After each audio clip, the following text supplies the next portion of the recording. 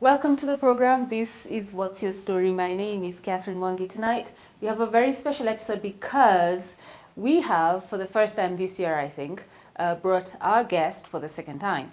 So his show aired a couple of weeks ago, and the feedback we got from all of you who watched, and all of you ended up also watching the YouTube episode, we figured, you know what, we just need to bring him back so that he can answer some of the questions you were asking me. And I'm not a professional in that area, so we want to welcome the founder of Money Clinic KE and also Money Gossip, which the gossip happens on Instagram, the clinic happens somewhere else.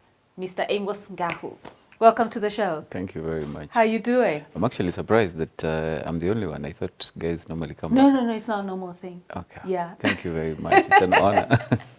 The viewers demanded for your return. And remember, we had talked about it because the last time you were here, the conversations just went on, and I felt, and you agreed with me, that it wasn't over. There was so much yet to still talk about. You remember that? Yes. So I think with the viewers just asking all the questions again, I think everything is in alignment. It has fallen into alignment. Wow. But before we go there, we just want to play a few clips for the viewers to remember the previous episode. So not everything, because the show is already up on YouTube, that episode. But just there's some few clips which were especially profound to me. Just watch that, and then we come back, start the conversation. Man, we get an opportunity every day to give up. Every day you get an opportunity to give up. But then you remember who's watching. Yeah. Yeah. And it used to take it or leave it. Yeah. And one of the things I learned it was a very bad culture of being casual. That kind of casualness as well can cost you. A very bad culture we have as Kenyans is borrowing. You're borrowing just because you can access. So a lot of men will get married when they're financially fit. Yes. But what have they been teaching the spouse? People tell you open a joint account. I don't have anything against it. But you see, there's a difference between doing things together and doing things in agreement. Let me tell you something. There's nothing as powerful as a man and a woman coming together in unison for a common goal. Yeah, It's unbeatable. that's why I told you. I repeat, my Ananias and Safira are my favorite couple. They did things together. They were together like this. Yeah. Yeah. That's amazing. Gosh, you've really enlightened me on that. It's how you start. Right. So a part two of that conversation. And so there's two things I want to start with, Amos. There's first the cost of living, which has seen our brothers and sisters take to the streets every week because they want someone to hear their grievance about how hard it is economically. There's that. And so as you're, mulling over that, let's talk about, this thing you said on the show. I mean, everybody was like, yo, I've never had it said like that. And what you said was, a good man leaves an inheritance to his children. And his children's children. Yeah. And then you said something that is so profound. I mean, everybody was like, whoa, because he said the inheritance doesn't just have to be about money. Yes. It is so true, because at the end of the day, you want your child to do much better than you are. You want your child to be the best version of themselves. So basically what you can be able to do, and this is something that is underrated, something even like a negotiation skill. Yeah. Ooh. That a child can be able to sit down with someone, negotiate something for themselves. Yeah. Whether if they're here to play games and they're paying, can they negotiate for an extra game? Because at the end of the day, you need this child to be able to do things by themselves. And something else that I've noted is that your kids may not necessarily take up what you are doing. And for me, it's a perfect example with my firstborn, who is actually gifted. He can actually draw, let's say, an organ, let's say a tooth, and label it. He'll explain the top part, the middle part, if you get cavities, what happens, and he's not referring anywhere. To a point where by now I have had to look for my doctor friends so that he can have a conversation, because I am unable to correct him. Wow. So it is, and he's not a people person. He will not sit here with groups of people like I do. So I have to create an environment for him to be the best version of himself. Probably the younger one is more people person. He's more like me. So that's what I meant. It's not about the physical things that you leave. is about also the mental state you're leaving your children in. Yeah. And so when families have to, and this question came from one of the crew members, I think it was Millicent, the producer, when families have to budget. So when you have one child, it's perceived to be easier. But then as families are expanding, so you get a second and a third and a fourth, and so there's what you have to use, on a monthly or on a weekly, but then the pressure to invest for your kids.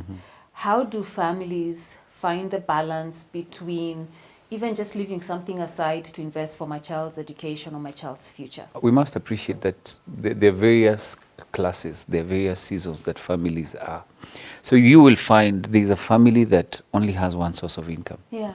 And probably this guy is living from hand to mouth, and that is what they're spending. And that's the kind of personality we talk about, avoider, when you have no extra to invest, and you have to appreciate that. Because if I'm earning, if you've seen Bagathi, there are guys who move across Kibera, down Bagathi, South Sea, all the way to industrial area. Right. And these guys are earning on a daily basis. Yeah. So if this person, for instance, is making 400 shillings a day or 500 shillings a day, this person cannot even be able to pay their rent end month. What they do, they will pay daily. Yes. You're aware there are people who pay rent daily. That whatever 500 I have, if it's 50 bob or 100, I deposit it with the landlord every day. My God. And then they will come, if it's paraffin or kerosene they've bought, they will split it, So you must understand the season you are in. The other people who are the middle class, who are actually trying to feed their children in, let's say, good schools and stuff, but they're also living from hand to mouth, okay? And the fall for them is harder than the other person because the other person has already gotten used to. So we must first of all understand and acknowledge, because it's very good to have that identity of, even if I have children, what season am I? What kind of foundation do I have? Because if I'm doing the very basic, then I have to first of all adjust to that, then look at how I can be offensive in terms of, because you cannot, in this day and age, you cannot be Mourinho. Mourinho is the only one who used to score the goal at first half and then defend the entire game. They used to say, unapak basi. But in this day and age, you have to be intentional. You have to be, yes, I have learned to survive with the little I have. What's the next step? Okay, how can I be able now to make an extra 100 bob on the side, an extra 200 bob, so that now that becomes money for investment. Remember, you can't invest what you don't have. Right. You can't invest what you don't have. Yeah. Right. But speaking of families, so I really love two things you said. Be intentional. Be intentional. One, to understand the season you're in. So I need you to speak to the truth that seasons are not permanent, because at times people find themselves on the grind. So I'm waking up by 4 a.m. I'm going to wherever it is. I'm going to get my 1,000, 2,000 bob a day. Okay. Send 400 to my landlord, 200 for kerosene, this for that. And someone may be in this space where they feel this is forever, as opposed to there's more. It's quite interesting. I was looking at a photo, and all those vintage photos before independence, where a group of men were seated. They had a stone on top of their head. I don't know if you've seen that. They're holding a steering and changing gears. So it's actually a driving school. Okay. Oh. So they're changing gears, but there's a rock on each one of them so that you can't look down when you're changing gears. Oh. One of the things I noticed is that back then, before independence, education was a very good investment, but very few people knew the importance. Right. So anybody who went through school that time was not a matter of whether they'll get a job. It was a matter of where, because they would get jobs. And then what happened? Over time, over and above what they had inherited, they would buy properties, they would invest, they would buy land. And then what happens, and those are our parents now. Right. Now, when our parents, when we were of age, they would insist, buy a piece of land somewhere, buy this. This is our generation. But then come early 2000s is when now our money market started, like people were able now to be aware, and there was a lot of sensitization, and we were doing IPOs, of a subscription. Yes. You remember the story. Yeah. And even then, when we were clearing high school, our go-to hustle was what? Construction. Yeah, yours. Yeah, Speak for you. Yeah, you went straight into Mjengo. forget about you cool kids. So anybody, I mean, those would be the go-to hustles, or probably do an ICDL. You remember? Yes, that, yes. So those are the things that people would do. Yes. But then over time, right now, we are in a generation whereby someone leaves high school, they go into content creation. Yes. Someone opens a laptop, they have internet, they're trading. Okay? So that is a very good example of how times change. Nothing is Right. permanent. Now back to your story of seasons. Yes. Now that explains why you could find yourself, we have no, we don't have a say in where we are born. You know? Yeah. Most of us, you find yourself, you've been born here. But the thing is, you have something to do. You can do something about where you will end up, you know? And one of the things I've learned is that there are even places that you'll find that you don't fit. The worst curse that you can find on someone is being born somewhere, but because there's no that desire, there's no motivation to move out or to do something, you stay there forever. And that for me is my biggest word. One of the things I learned the other day is called expanding your wealth energy. I saw it somewhere and I was like, this is fascinating.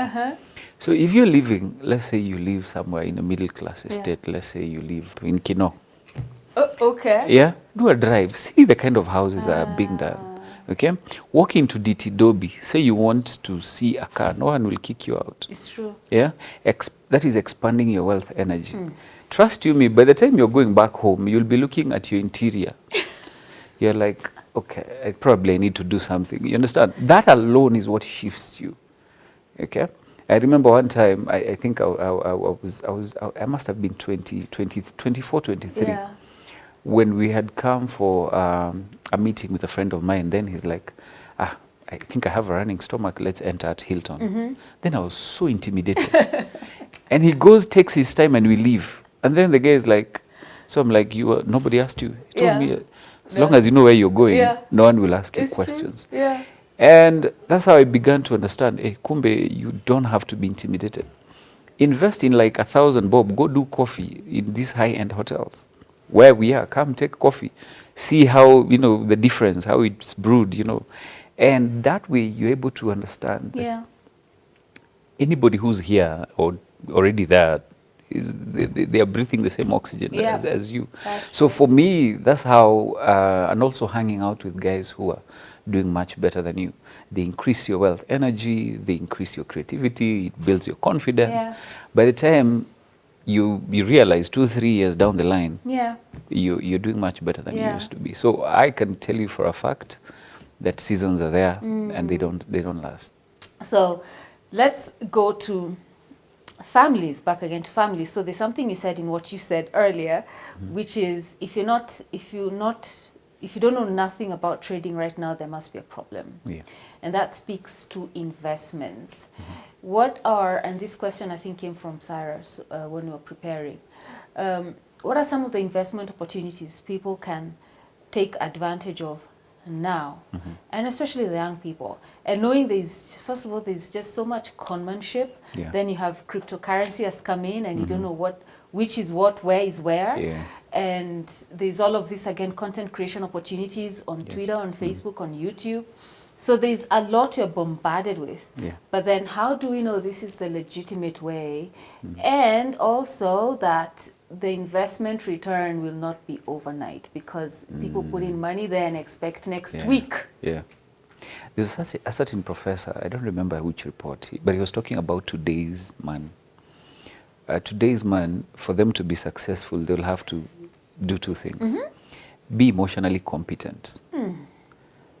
Because there are too many things happening.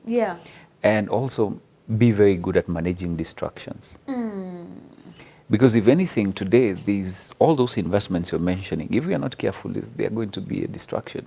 You go to your social media, let's say you're checking up, we had told our guys my page, and we've told them to look for Money Clinic. And the moment that person opens up, there's a very funny meme. Before they even search, there's a very funny meme, and they're laughing, and they're like, who's this, who's posted this? Let me check them out. So you've wasted another 2 to 3 minutes before you get to my page. Yeah. So you see, that's distraction. Yes. And today's young person is so advantaged right now, okay? Because right now, previously, there was no regulation, let's say, of trading. Yes. Right now, under CMA, they Yeah. are licensed. And what these brokers are doing, who they're the ones that are licensed, Yeah. what they are doing now, they are training people. You're going through training. If you're interested in trading, they're training you and they're taking you through the entire process. You get. So by the time you understand, by the time you're investing, you understand what trading is all about. And then you can be able to make the same money. Yeah. And this is where now emotional competence comes in. Young people also don't be in a rush to just make money, because hauna pesa ya weekend is coming, and there's a lot of, you need to prove something. So emotional competence comes in. It is an investment like any other, with potential of helping you build a career out of it. And then you can be able to now understand it. Same with content creation. Where would we be? Where would even talk about TikTok would be? Where would it be without Gen Z? They're the same guys sharing and quickly doing this content, and they're challenging us. So as we go to break, let's speak to what's happening currently in our country now, and that was really big in terms of people wondering, what do we do? And you know, you've seen all these conversations on social media, and I don't want to get into that, where people say, you know, our leaders live in posh homes, are driven, you know, this is not really their struggle. Yeah. And the people they want to get on the streets really are struggling, and they want the government to listen. Really, it's just a cry for listen to us and just do 1 or 2, 3 things and we'll keep off the streets. So forget the government, okay? Let's go to these people, where we are saying, what can they do? Because going to the streets may not be the ultimate solution, but any of them watching you, listening, you say something, that could be the shift that their lives need. Yeah. You know, it is, and we must state facts. Right now, everything is expensive. And if there's something the government can do, they need to do it. One thing that I must say is that your history will judge you not based on who was in power, not based on the political tension at that time, but based on what you achieved amidst all that. So at the end of the day, when my history is written, there's no season where they will say Kibaki was the president, Ruto was the president. You know, at that, so I have to thrive and know that this is not even about the government. This is not about what is happening around you. It's about you making history. It's about you now standing up, that even your kids, 10 years from now, they'll be hearing, as we had the times for Kenyatta, we were not there. You understand? We don't know what he did. Nor do we have evidence. But people will judge you based on what you have achieved amidst that. And that is what will define us. So if we keep looking around what is happening, it's neither here nor here, nor there. So we must be able to say, today, what can I do for myself? The moment I get to that mindset, everything else will shut down, and I'll begin to focus. You know, it's like when you're focusing on a small light in the darkness, it becomes bigger and bigger and bigger, and is able to add light to where you are. So that's all I'd say. Yeah, because what you look at magnifies, doesn't it? Yeah, exactly. Yeah. So mindset is not a preserve of your middle top class. There are people who are grinding and hustling, that their minds are in the right place. Like, it's so true. You see, the way I told you, my approach to financial literacy is more behavioral. It's until recently I was reading the book called The Psychology of Money by this guy called Hansel. And one of the things I realized is that we agree with him in so many areas. It's not about how much you know. It's not about intellect when it comes to wealth creation and money. It's about behavior, you know, because that is what builds up. So if we can be able to demystify, yes, I have done finance actually. I'm a CPA, 1 million, I have done so many things. But it's not about that. It's about behavior. Until we address our behavior when money decisions are involved, we are not going to change anything. And that's the hardest part of our work. Behavior. Behavior change. Okay, so I think that's a good place for us to stop, take a break, then come back, pick up on it. You asked for him, he's here, okay? I'm doing my best to ask all your questions. I think so far we're doing really well. We want to take a very short, quick commercial break. We come back, we speak about behavior, what you heard him say. And also, I will delve into the personalities of money and that gender equality question that OT, who's right behind this particular lens, asked before we started the show. So don't go too far. We'll be back after this. If you're in relationships where money is not discussed, Right. it's very important to understand if that is the culture that has been set in place, that on Sundays you are told to write what you need by your dad, including your own mother. So this guy is a dictator. Yeah. You understand? If you've been brought up that way, meaning you can never have conversations even in your home. You get? Depending on the environment that is. So much for staying on. My name is Catherine Mwangi. We're having a money conversation with the founder of Money Clinic KE and Money Gossip. And he is a money coach, trainer. He's also an author. I don't know if I carried his book. I haven't seen it, but he'll talk about it. And his name is Mr. Amos Ngahu. Karibu sana. Tena. Before the break, he was speaking about if we don't change our behavior, we're wasting our time. So I need you to like elucidate on that. Well, it's how we relate or how we make money decisions. And a lot of it we can base it on culture, the way we were brought up, the way we were raised up. When it comes to money, everybody knows what they need to do. I am those people who will tell you you need to enjoy life, but sustainably.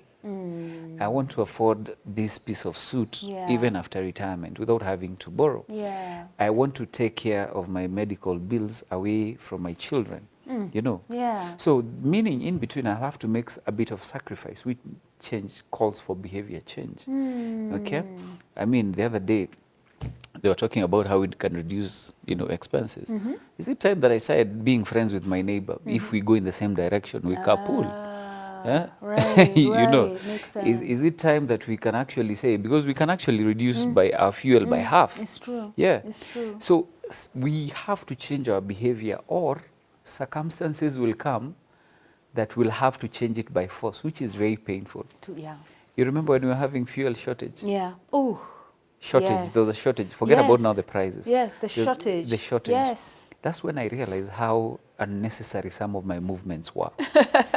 You are here on a Monday, you have a quarter tank. And then you're wondering, this week there is no hope that fuel is coming. So you're very calculative. Can I put all my meetings on Wednesday? I get to the office by 6. Yeah. Back to back. See whoever I need to see. Because I have limited resource.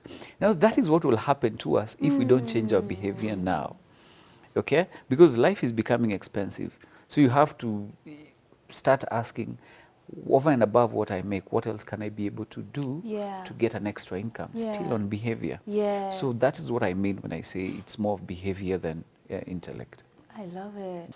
So you brought up money gossip. You brought up the trainings. So maybe we can go there first, so that in case someone is watching you for the first time and they didn't have the opportunity to listen to you show one a few weeks ago, they can have an understanding of Money Clinic and Money Gossip. Okay. So which one gave birth to the other? So Money Clinic is a limited company, is the one that gave birth to Money Gossip. Okay. And Money Clinic, we give corporate solutions, trainings in whatever field. So I particular do the financial literacy bit. So we do, you know, corporate governance, tax advice, all that in the same. So Money Gossip came as a conversation, because everybody says they don't have money. So can we talk about it in the absentia? So hence we are gossiping. So we gossip about it. And when we set up, let's say on a Saturday morning after breakfast, what we do is we start now the money conversation. What is evaluation? Evaluation, will be able to sit down and throw hints at where probably you could have picked a culture. We're able to help you do your own simple balance sheet. We're able to also address your spending habits. Right. So with the goal of provoking you to have now a conversation. Remember the financial therapy, the yellow couch. So we then after the evaluation, now we're able to look at investments with a purpose. And still on the same, we also look at money personalities. What are some of,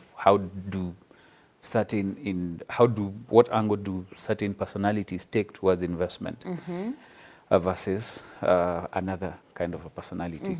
And then after that now is when someone now sits down for one-on-one on the yellow couch, sit down, you tell us. And it's actually yellow. Yeah, it is actually. So I'll sit down with Catherine and ask Yeah. you, so how long have you been feeling broke? You know, and you're like, since you what, and then we can start the conversation. Yeah, so it's a continuous thing. We like keeping money conversations continuous. Yeah. Okay. So you spoke about money personalities. Yes. We didn't touch on that last time. Now. Oh, we didn't. Huh? No, we didn't. And I heard you in part one. You said something like avoidant. Yeah. So I'm like, isn't that a relationship something personal?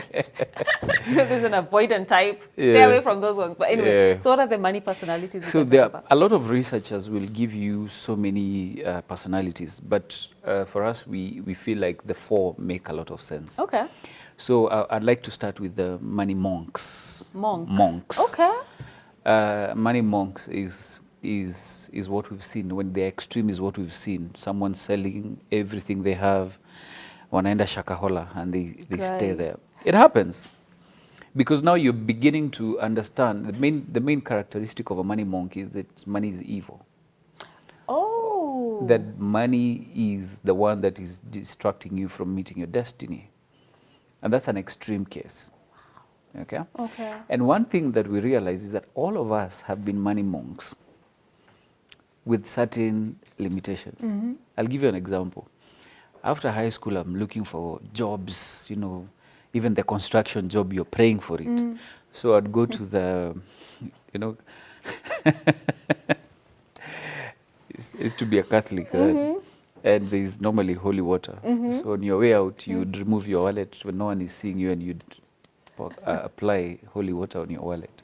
You know, that things would happen. You know.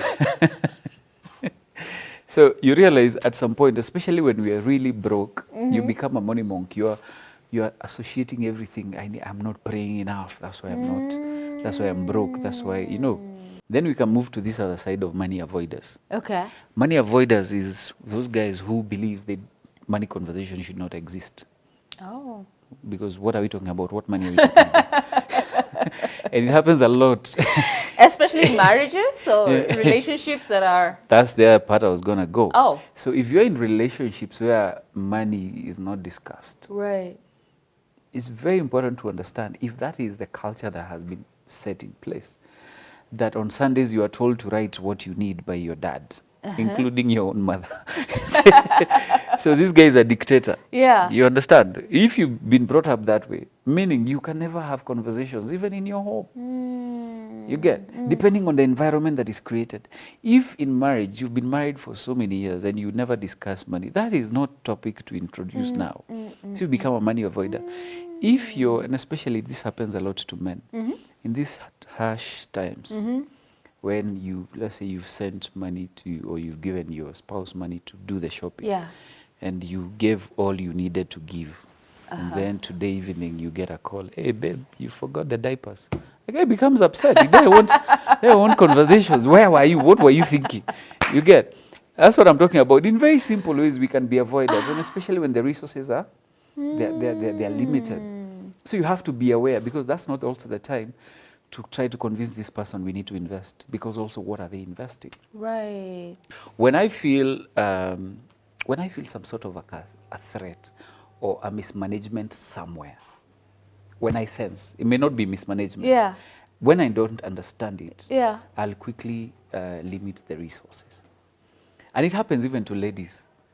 Even ladies, when if let's say we are doing something 50-50, let's say our arrangement is that the way we are, you're taking care of this and taking care of this. So if there's some money, you will tell me, this guy probably, he needs some money.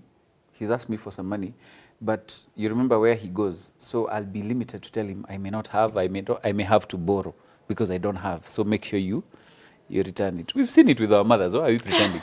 That's the thing. We saw it with them. So because we know better, we do better, no? No, the thing is, And this is what, remember back to the behavior Yes. issues? So we have to, it is something, everybody, what I'm trying to bring out is that everybody will have an area where they are a money monk, an area where they are spenders, okay? Because spenders now, it's us. Yeah. Who believe anything good is meant for us. Yeah. I need that. You know, I deserve it. Yeah. It's even in Swahili version when they say that you'll prepare a feast before your enemies. Yeah. So in Swahili they say, in Swahili they say, atatengeneza karamu mbele ya watesi wako. So spenders, we are the watesi, si ndio tunawatesa. So corrupting scripture to suit your bad manners. Yes. So you'll find that you thrive. And it's not just even on your personal use. For most men, when you see your child getting the best, education, or wearing something nice, or you can provide what they need, you feel, yes. So you can be a spender towards your children. Okay?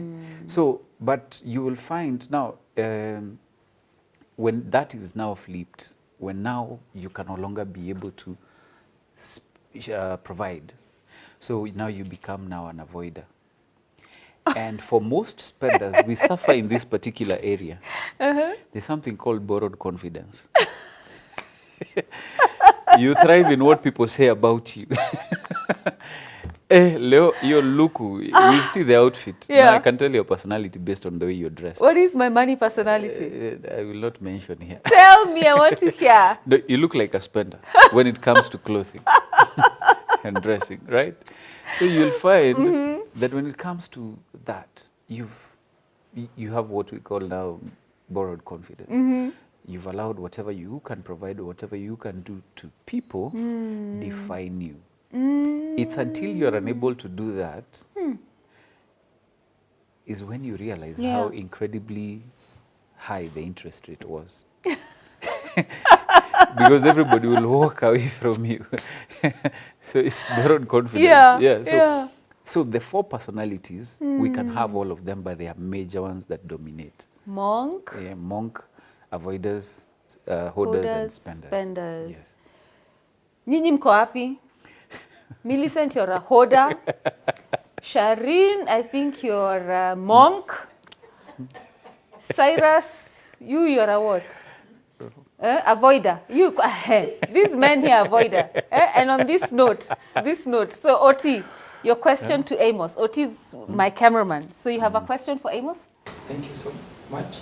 I just wanted to know, we always talk of gender equality, but when it comes to ladies, most of the time, if they contribute so much, they complain. Why? That's a very interesting question. I'm not a relationship coach. They were talking about the #1 cause for divorce globally being financial issues. But what angle do they take when it goes to women and when it goes to men?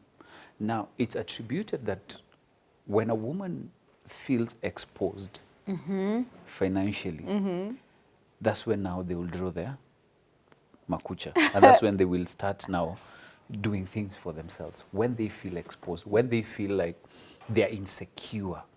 What brings that about? Now, it could be so many things. Okay. Right now, we've seen what is happening with the economy. Guys are being laid off, isn't it? Now, if, for instance, you're not sure of your job, and I'm there as a man, and you can see I have no plans to do anything. For me, I am okay living the life that I'm living. You start feeling threatened because you're not sure whether your income will be there, and this guy can be able to cater for all the bills. Okay. Now, for men, it's different. For men, it's tuned this way. Every time I provide, I need to be appreciated. So if that is taken for granted, now as a man, I also begin to think, kumbe I'm on my own. And these are the conversations couples should be having, okay? Because at the end of the day, I don't feel, and I have seen this, I don't feel like there's a woman who has a problem with supporting a man when he's down. I've not seen that, unless someone is very radical, but not permanently. I think some women leave. Yeah, but they will leave, but I'm not I'm talking about a good percentage. Okay. And this is out of a story or some of the things, some of the people I have gotten the privilege to talk to, especially the older generation. In fact, there was one man who told me, if you want to be safe and you're employed and you know it will take time to grow your career, from the word go, the reason why women will feel like you have extra money is because they don't know what you are earning. So the guy, those days it was times for joint account. So he went, registered the wife. So for me, I just need this amount of money for my fuel and more for my, you plan the rest. And that time, it was that season that they were raising kids and she would now help manage the finances. that time. Yeah. Kids were back to school, she went, studied, and now she was making more money than the guy. So the guy retired early. The same allowance, forget about his retirement, the same allowance he used to get, the lady gives the allowance to the man. Up to date. Because they set the right foundation that you can be able to actually expose your financial, because they do not think that you're hiding anything. Yeah, there are no secrets here. Exactly. Yeah. You remember last time we shared that for you, when you're peeling peanuts for a blind man, what do? You have to keep whistling so they don't think you're eating the peanut. Yes. So one of the things that I feel needs to have is, especially couples, like we said, things don't go wrong, they start wrong. What discussions are you having right now about money? Yes. Because at the end of the day, we all understand, unless you are careless when you're selecting your partner, there's something they saw in you. There's something you saw in them. So meaning that you guys were in tandem. So what conversations can you have, even in early in marriage? How do you think we should handle losses? How do you think is it easier for us to adjust? Because at the end of the day, it's like, even forget about even couples. Talk about if we are two dudes, that when I'm down, you can't take care of me, and when you're down, I can't take care of you. You understand? Yeah. Treat your spouse like that friend of yours who you know they can come through for you when you're down, or you can come through for them. And then let's try to see how you can be able to be handling these things. Yeah. Because I doubt, when you see an issue being raised like that, there are more underlying issues. Yeah. There are more underlying issues. Yeah. So the woman is not just complaining about this issue of I keep contributing more. It's you're saying there's more here. There's more to it. That needs to be a fixed. lot of our A mothers lot will of tell it. you, Yeah. will tell their daughters, a lot of their mothers, including my mother, will tell my sister, mwanamke anajiekeka kanini? They will have to put something on the side. You understand? Yeah. Right. It is. But then we must be able to even marry our ideas. We are not just getting married to get children. We must be able to marry our vision. Where are we going? What is the long term? Yeah. Yeah. I've watched, and it's a difficult conversation to have because you've never had it. Yeah. But I feel like let's have, what money conversations are you having? Forget about bills, because bills have no choice. We'll have to pay them. But what kind of conversations are we having? Yeah. Yeah.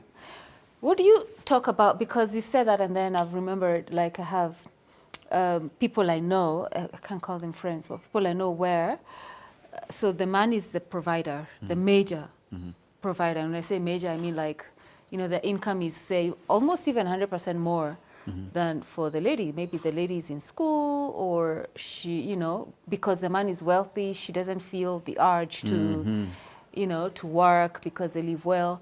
But then you find in those relationships, and there are quite a number I know of, the man is in control, so he's a control freak. So kile nitasema ndio ita happen, like you can't just be bringing me, you know, your issues here. Like he has the money, yes, but he doesn't want to hear this voice saying we need you to do what.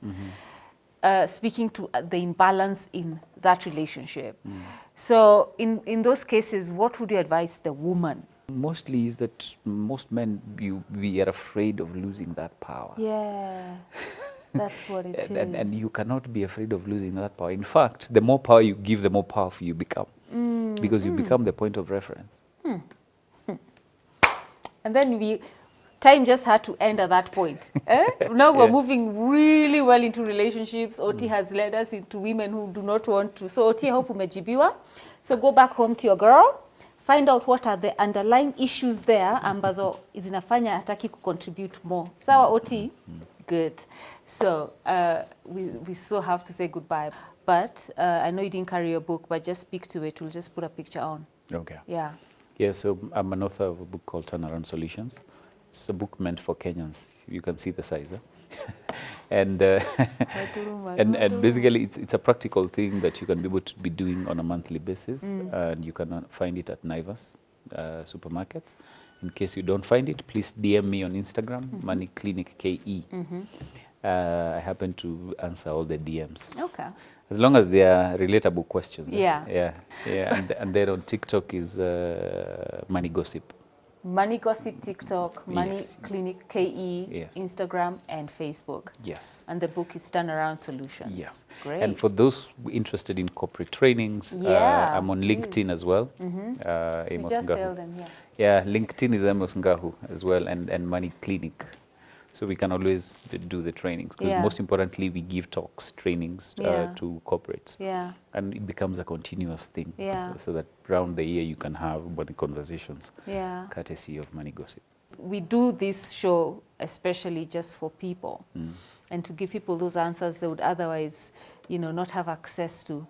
Not everyone is reading, not everybody is looking at a TED Talk on YouTube, not everybody is just out there. So if we can bring answers to them, for me, I feel like we've done whatever it is we set out to do. Yeah. Yeah. We have a dream of localizing our content in the sub-Saharan Africa, because I feel like our problems are similar. So it's hard to find this, and congratulations and thank you for inviting myself. You're most welcome, and next time I hope we won't be machi again, like do yellow, I do maybe green, I don't know, we'll see. But Amos Ngahu, thank you so much for making time for us today and for the viewers as well. Asante sana. And for you watching, the conversations don't necessarily have to end here on What's Your Story. Listen, find him on Instagram and Facebook as Money Clinic KE, and on LinkedIn as Money Clinic as well, right? Yes. You don't go by your name, eh? No. Nowhere. Nowhere. Okay, but we know his name is Amos Ngahu. But you find him there and ask him all these questions on DMs. We have him again sometime later in the year, God willing. But if it's bothering you and it's to do with money, then he's the guy to speak to. Thank you for making the time tonight to watch What's Your Story. I'm Catherine Mwangi. Until we meet again next week, ciao. Stay well. Gem Suites Hotel and Luxury Serviced Apartments currently boasts 2 properties within Kenya. Gem Suites State House Crescent, set in the exclusive State House neighborhood, comprises of 34 well-appointed apartments, and Gem Suites Riverside, set up in a secure, private and tranquil setting in the upscale Riverside neighborhood with 98 luxuriously appointed full-service 1- and 2-bedroom apartments, superior hotel rooms and presidential penthouses.